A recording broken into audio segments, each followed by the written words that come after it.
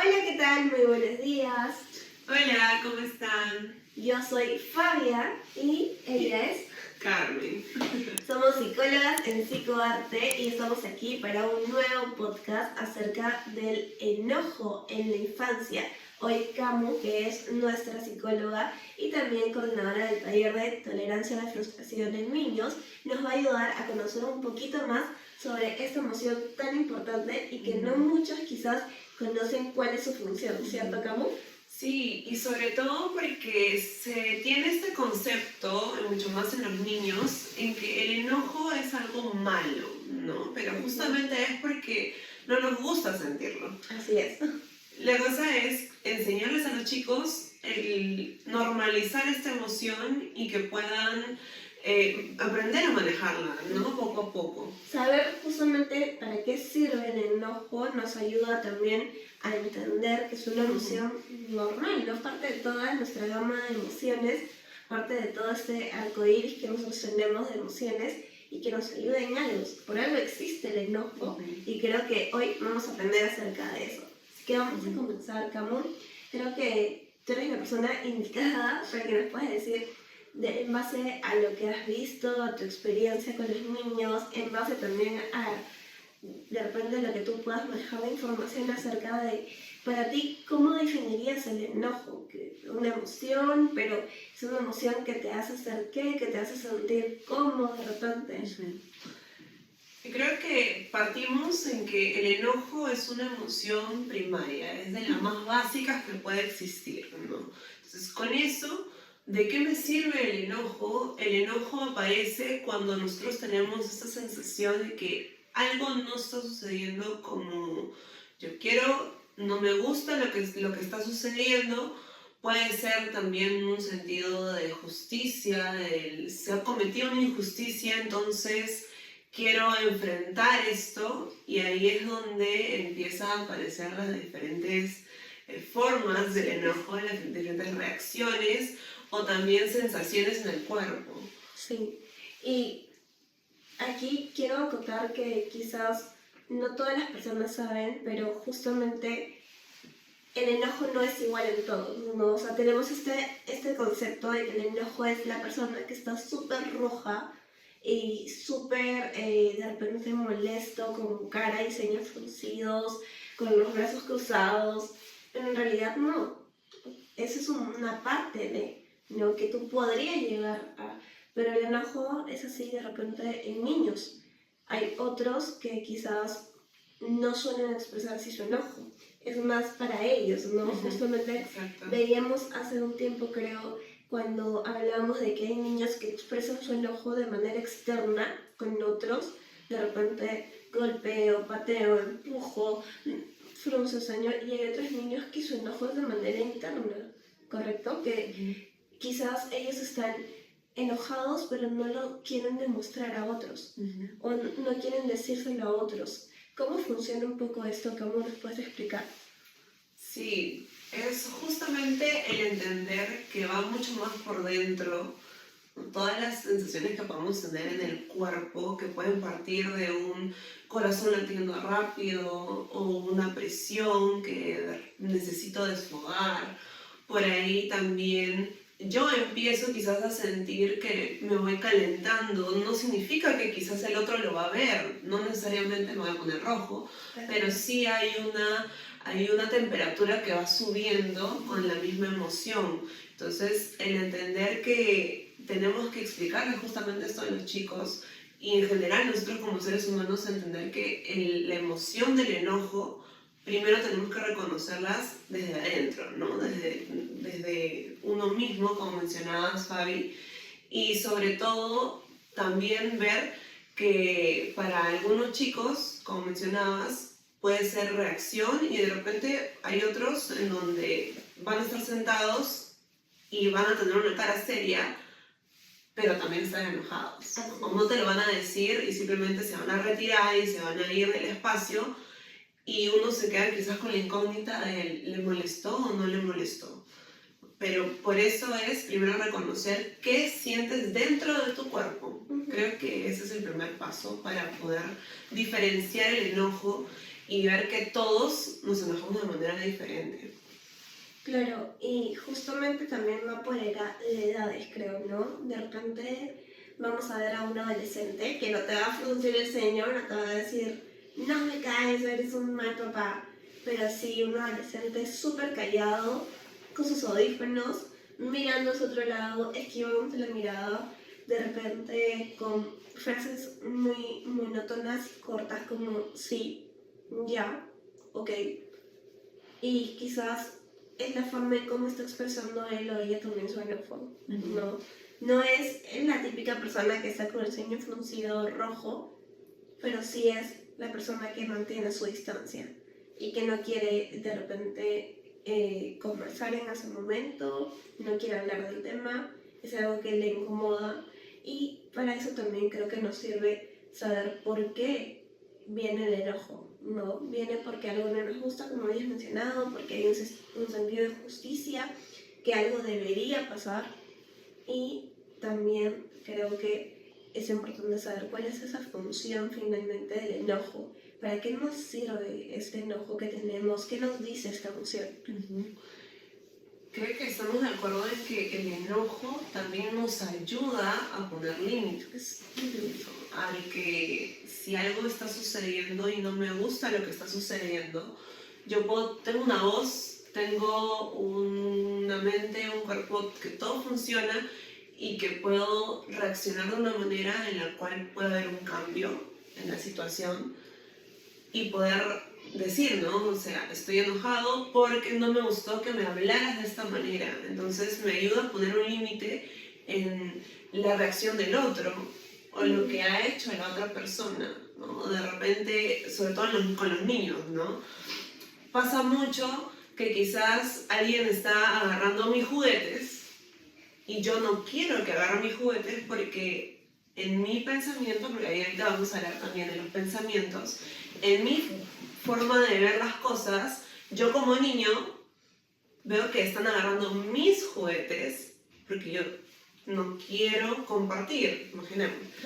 Entonces ahí, en mi visión de justicia es por qué este niño está agarrando algo que es mío y que me pertenece. No debería, ¿no? Exacto, no debería agarrar esto porque no me ha dicho, porque o de repente simplemente no quiero, y ahí es donde empieza a fluir el enojo, a sentirse. Por este sentido que les mencionamos, que es del límite, es del querer decir no lo hagas, pero a veces los niños no saben cómo decir no lo hagas como yo lo estoy verbalizando. Claro. Porque digamos que es un poco, ahorita nosotros que estamos en calma, ¿no? Pero cuando uno está enojado, realmente en el cerebro no pasa el piénsalo bien, tranquilo, y ahora lo vamos a explicar a continuación, cómo de repente actúa nuestro cerebro y cómo actúa esa emoción, ¿no? Del enojo en nosotros, para que esta parte quizás se nuble un poco de juicio y saber cómo responder. Porque claro, yo siento esto que decías de, me están quitando lo mío, no quiero, no me gusta. Pero ¿cómo lo digo? Es un, no me gusta, no toques, no hagas, o no. Pero hay otros niños que, como hablábamos, también es un no, y te lo arranchan, Claro. ¿no? Entonces el otro niño se queda como, ok, algo hice, algo te molestó, o lloran también, ¿no? O reaccionan también, porque de repente del otro lado también piensan que esos juguetes son suyos. Así es. Entonces hay un choque, ¿no? Exacto. Cuando son compartidos también, sí tienes razón, hay un choque entre dos personas. Creo que es importante que de ahí nazca esta palabra de conflicto. No es que vamos a incentivar el conflicto, pero creo que el conflicto nos enseña a resolver problemas. Y justamente el enojo nos lleva a eso. Es como un camino, ¿no? Me enojo, tengo un conflicto, y ese conflicto me enseña a resolucionar problemas. Entonces, uno no puede ir acompañado del otro. Creo que es importante que los papás también entiendan que el enojo va a aparecer, que no siempre tu hijo va a estar en calma, que es parte de, y que justamente te ayuda a poder resolver conflictos. Si no apareciera, no tendrías un conflicto y la capacidad de resolución de problemas no se vería entrenada, ¿correcto? Correcto. Y la capacidad de adaptarte a la vida. De flexibilizar. Exacto, porque si tu hijo pequeño no se enoja, es porque de repente no me está trabajando el que tenga una opinión propia, de repente es demasiado tímido y no quiere decir algo que no le ha parecido. O sea, que si tu hijo no se enoja, me refiero a en reacción fuerte. ¿Por qué? Porque igual todos nos enojamos. Todos los seres humanos nos enojamos. Por más mínimo, y como decías al inicio, quizás no se nota, pero lo importante es incentivar esta comunicación, ¿no? Y el verbalizar esta parte emocional para que aprendamos a adaptarnos a las situaciones que vienen con la vida, porque los niños tienen que adaptarse a eso y lo hemos dicho también en otros podcasts. Así es. Justamente el hecho de ser más flexibles, el hecho de buscar otras soluciones nos ayuda a entrenar la inteligencia emocional de manera constante, ¿no? Día a día. Entonces creo que aquí estamos diciendo básicamente que esta emoción del enojo nos ayuda, nos permite identificar las cosas que no nos agradan, ¿no? Como función, aprender a poner límites y estamos explicando también este circuito de lo que vendría a ser cómo se resuelve de repente el enojo también, ¿no? Bueno, la estrategia, digamos, si utilizo el peluche de la calma y después hablo asertivamente, si utilizo el tiempo fuera y después vuelvo para hablar con papá o mamá, la estrategia va a depender de cada niño y cada situación, ¿no? Siempre hemos dicho, tú no puedes venir de repente a pensar que abordar a un niño emocionalmente es como cuando vas a la farmacia y dices, tengo tos, no sé cuánto, y me duele cuando tengo fiebre. Ya, esto y esto, y la misma receta puede ser para otro niño o para otra persona, porque no funciona así, ¿cierto? Claro, y ahí tal cual vienen las características propias del niño. ¿Qué pasa si voy a la farmacia y yo soy una persona alérgica? No me pueden recetar lo mismo que a la otra persona. Es igual con las emociones. ¿Qué pasa si de repente en ese preciso momento no me funciona el peluche de la calma y mi hijo me lo lanza por la cabeza? ¡No quiero! Claro, y sucede porque es parte del niño el que tiene que aprender a manejar esta emoción. Si para nosotros adultos todavía hay situaciones en donde estamos en proceso de aprendizaje con respecto al manejo emocional, en los niños muchísimo más, porque como ya hemos mencionado en varios momentos, la maduración del cerebro y donde justamente necesitamos que controlen las emociones va hasta los adultos jóvenes. O sea, hasta los 25 años aproximadamente, en donde y un poquito más que logramos que maduren esa parte que nos ayuda a controlar estas emociones. Así que creo que también tendríamos que mencionar que cuando un niño está sintiendo enojo, hay que entender que hay un corte ahí de racionalidad. Esta parte racional no está activada, no está funcionando en ese momento. Y sucede mucho, y ahí tú cuéntame, Fabi, cómo has visto, porque tenemos consultas con padres también. Así es. Que a veces cuando el niño está enojado, lo que intentan hacer o lo que se intenta hacer es, pero cálmate, o le intentan hablar, intentan explicar mucho, o darle fundamento del por qué están haciendo lo que están haciendo. Razonar con ellos. Exacto, razonar, y ahí es donde el niño no te está escuchando, te empieza quizás a lanzar cosas dependiendo de cada niño, o a golpear, o por ahí grita, o se lanza al piso. Entonces, ¿por qué mi fundamento, si yo me estoy esforzando para que me entienda, por qué no funciona? Y justamente porque esta partecita que nos ayuda a manejar las emociones, en ese momento está desactivada. Es como si se hubiera apagado, ¿no? Sí. Sube la palanca del enojo, baja la palanca de la toma de decisiones, las funciones ejecutivas, ¿no? Planificación, toma de decisiones, de repente el saber distinguir entre lo que es adecuado y lo que no. Pero Fabi, a Carmen, yo les he explicado un montón de veces, él sabe que no tiene que pegar, le he dicho, ¿por qué?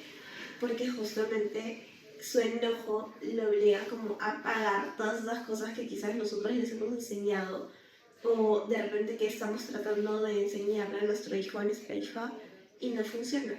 No, en ese momento ellos no tienen la voz de la conciencia, como diríamos, de no hagas esto no está bien, puedes decirlo pero de forma amable, trata de decirlo de otra manera. Entonces cuando nosotros abordamos a un niño así o una niña así, también nos ha pasado que no obedece a la razón, ¿no? Fabia, le digo, me voy y me quedo. Yo he probado con irme, no quiere que me vaya. Pero después cuando me acerco, no quiere que me acerque. Ya no sé en qué momento irme, en qué momento quedarme. Claro, es un poco ir tanteando poco a poco, ¿no? Y tratar nosotros como adultos también de mantener la calma, porque como ya hemos dicho en otros podcasts, cuando el adulto está desregulado, va a tener un niño desregulado, van a chocar. Y hemos hablado también del cerebro de la palma de mi mano, ¿cierto? Y en otros podcasts hemos mencionado que justamente esto nos explica que cuando hay emociones de por medio, fuertes como el enojo, de repente la ira, la razón se destapa y ya no hay forma, hasta que se pueda regular poco a poco. Creo que es importante que los papás comencemos a notar esto en nuestros hijos, ¿no? Esas características de cuando sé que mi hijo ya está más calmado para hablar. Porque si yo voy de frente y hablo y te digo, Camu, pero cálmate, tranquila, respira, por favor, respira. No va a funcionar. No, creo que es ir viendo poco a poco el medio de nuestros hijos hasta saber en qué momento abordar. A veces, un buen acompañamiento no necesita un abrazo, no necesita mimos, no necesita de repente la ruleta de la calma, no necesita que lo cuestiones y lo compares con otros. A veces un buen acompañamiento es simplemente estar, quedarse ahí presente para cuidarlo, que no se haga daño, que no se lastime, pero estar, manteniendo, creo que esa distancia, ¿no? Y aquí creo que podemos hablar tanto de por qué mi hijo no reconoce las reacciones adecuadas que debería tener, ¿no? ¿Cómo le puedo enseñar a tener esas reacciones adecuadas e inadecuadas en ese momento del enojo, ¿no? Cuando tenemos un niño o una niña que quizás está muy enojado, yo estoy, Carmen, como papá, como mamá, pero me quiere pegar, ¿qué hago? Si me has dicho que esté. Creo que si hay una posibilidad de que mi hijo pueda golpearme o golpear algo, lo primero es que sí tengo que retener, ¿no? Tengo que evitar que él pueda realizar este tipo de acción. No significa que tampoco tengo que darle mucha explicación de, hijito, no hagas esto, no hagas lo otro. A veces también con un simple no. O con una mirada seria y calmada, también es suficiente, ¿no? Es firmeza. Y como parte de esto, también es justamente mucho entrenamiento. Porque acá, por ejemplo, con los talleres de tolerancia a la frustración, en los que trabajamos herramientas de relajación, respiración, siempre lo que acotamos a los padres de familia es que no me puedes exigir el que use una técnica de respiración si yo no la he entrenado y no la sé usar. Sí. Así que, padres, tengo siempre que entrenar de manera constante porque las habilidades socioemocionales se entrenan, se desarrollan siempre. Entonces, todos los días yo tengo que practicar algo relacionado a la regulación emocional. Si en el momento en donde mi hijo está desregulado y desbordado, le digo respira, pero él no tiene idea de qué es respirar y qué técnica es, y que la del globo, la del arcoíris, o simplemente la diafragmática, respirar. No quiero, y no le puedo enseñar, sobre todo en el momento en el que está desregulado. Claro. Ese no es el momento para poder enseñar una técnica de respiración y de repente decir, mira, vamos a hacer esto, vamos a contar hasta 10, hasta 15. Ese momento no siempre es el más adecuado. Yo tengo que antes asegurarme de que mi hijo está entrenando el que tiene que contar hasta 15, el que de repente me mantenga contacto visual y pueda respirar conmigo, también en el colegio, e ir viendo qué técnica sirve para cada espacio, ¿no? Porque ahí también viene otra cosa. Sí, y creo que aquí también da a profesores, ¿no? Cuando hablamos del espacio de la calma, me ha tocado ir a muchas visitas de coles donde quizás no se puede contar por el alumnado, por de repente el tipo de características del grupo en sí, Exacto. que el espacio de la calma pasa a ser un distractor o pasa a ser una estrategia fallida, ¿no? Entonces, también buscar justamente cuáles son esas características y qué herramientas yo puedo ofrecer.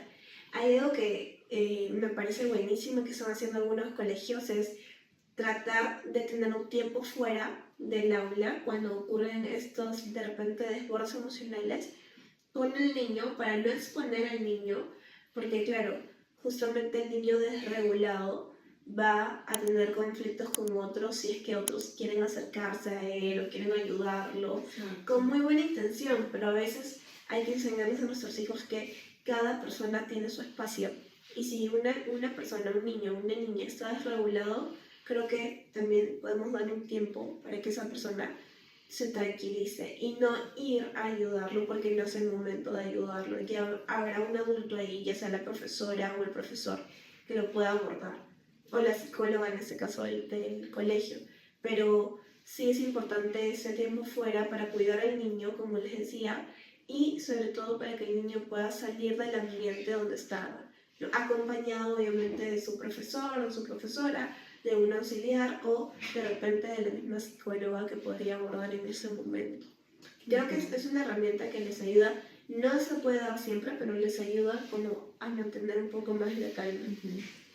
Y qué bueno que mencionabas lo del espacio de la calma y el tiempo fuera, que va a depender mucho del niño el que yo puedo utilizar ese espacio de la calma. He visto también otros colegios que sí lo tienen, pero imaginemos a un niño que tiene muchas dificultades conductuales, no se le va a servir mucho el espacio de la calma donde hay plastilinas quizás, donde hay peluchito, porque en ese momento de desborde quizás se necesita simplemente cero estímulos o cero cosas alrededor para poder regularse, o quizás necesita otro tipo de estrategia. Así que en general para los grupos, nosotros si estamos fomentando la flexibilidad, también con este tema tenemos que fomentar la flexibilidad de estrategias y la variedad de estrategias. Y con esto también es el aprender a que en el momento en que el niño está desregulado, también yo puedo direccionar. A veces los niños necesitan mucha claridad. En ese momento, si mi tono de voz baja, y para ciertos niños siempre, ¿no? Siempre depende. Para algunos niños yo puedo sí apapachar, sí de repente dar un abrazo, y quizás para otros niños un poco más desregulados yo necesito, como mencionamos hace un rato, firmeza y claridad, porque su cabecita, su mente en ese momento no tiene esa claridad. Está todo a 1000 por hora, todo o sea, viendo que no está sucediendo lo que él espera, y de eso que él esperaba empiezan a surgir nuevos pensamientos de él, pero siempre pierdo, pero pasa esto, pasa lo otro. A veces necesitamos firmeza y él, mírame, ¿no? Mírame, sucede esto, o vamos a hacer esto, y ya no es un tanto el negociar. Claro, ¿no? es más firme. Darle esa firmeza. Sí, creo que esta firmeza le permite a los niños, y sobre todo lo que has dicho, el anticipar lo que vas a hacer, el decirles, está sucediendo esto, Carmen, mírame, estamos perdiendo, pero no significa que la próxima ronda vayas a perder. Tranquila, podemos solucionarlo todavía, podemos intentarlo. Esas palabras le podrían dar a tu hijo o a tu hija o a tu niño de repente del cole, le podrían dar una luz dentro de todos los pensamientos que tú decías que se vienen con ellos, ¿no? Pero estoy perdiendo, pero no quiero perder, pero ya no voy a ganar nunca gano. Entonces ya cuando el adulto toma, digamos, el liderazgo de esta situación, toma un rol más participativo en esta situación, haces que el niño se tranquilice, porque ya te estás anticipando a lo que él está pensando o a lo que ella está pensando, Y aquí viene un buen tip. Papá, anticípate. Mamá, anticípate. Si tú sabes que tu hijo de repente usa palabras o rotuladores como siempre, nunca, tú siempre me ganas, Carmen, tú siempre me ganas, nunca te puedo ganar. Vamos corrigiendo. Esta vez he ganado. La próxima vez puedes ganar tú. Entonces vamos a volver a intentarlo cuando estés más calmado. Lo volvemos a intentar. Pongo mi límite. No necesito decirle, Carmen, te voy a poner un límite, piensa en las consecuencias, piensa en tus actos, porque en ese momento los niños ya hemos aclarado que no van a usar su parte más racional, sino un poco más emotiva. Entonces el adulto tiene que ser esa voz de la razón del niño para darle ese sentido, creo. Y acá viene la conexión del enojo con los pensamientos poco flexibles o rígidos. El enojo normalmente trae mucho más el que, como tú mencionabas, los chicos piensen siempre pierdo, nunca voy a ganar, soy el peor. Puede suceder, en ese momento aparecen miles de pensamientos. Entonces, como mencionaba, como decía Fabia, si yo empiezo a escuchar eso, ok, empiezo a darle otra perspectiva, ni extremo positivo del tú eres el ganador, tú eres el mejor, porque a veces también los papás, por tratar de motivar a los chicos, se van a ese otro extremo del tú vas a poder con todos y nunca vas a perder. Entonces, no, la vida es a veces sí, a veces no. Y ayudamos mucho con el motivar, pero siendo realistas, motivando que en ese momento si mi hijo está enojado, ok, estás enojado, veo que estás enojado y lo verbalizo para que mi hijo conecte con lo que está sintiendo.